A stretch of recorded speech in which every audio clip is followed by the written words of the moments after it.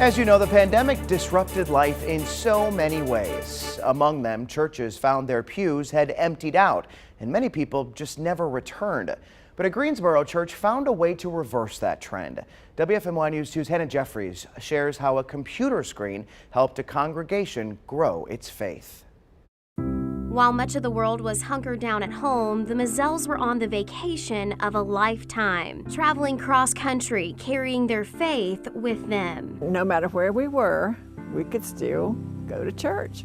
So we would sign in from all over the West. Months into the COVID-19 pandemic, the Triad couple marked many sites off their bucket list. Things were going great until a stop in Arizona. Kathy suffered a stroke. She spent how many days in the hospital?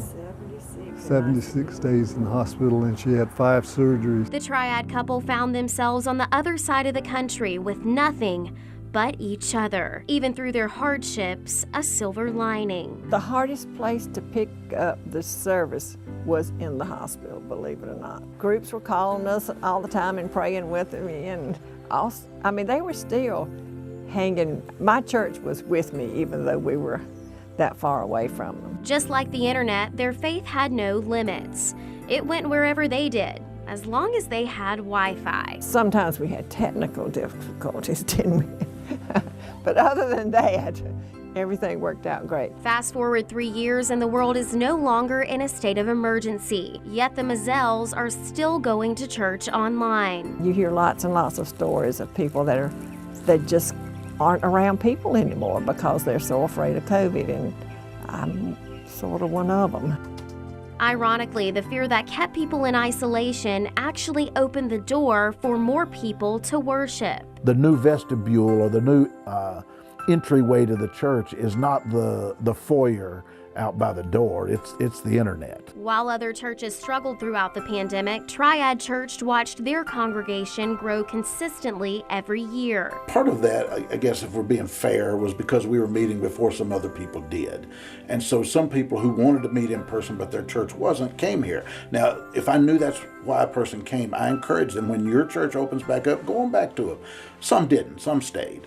And frankly, we lost some people as a result of meeting when some people thought we shouldn't have. Pastor Dan Bossum says their investment in lights, cameras, and streaming paid off. Hardly a week goes by that somebody doesn't say to me, we weren't able to come last week, or they may tell me before they leave.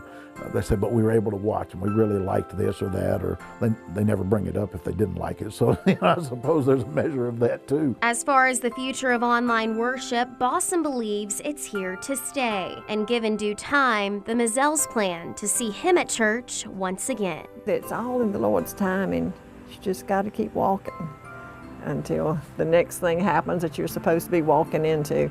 And I'm hoping the next thing that happens that we're supposed to be walking into, that we get back out living again. Reporting in Greensboro, Hannah Jeffries, WFMY News 2.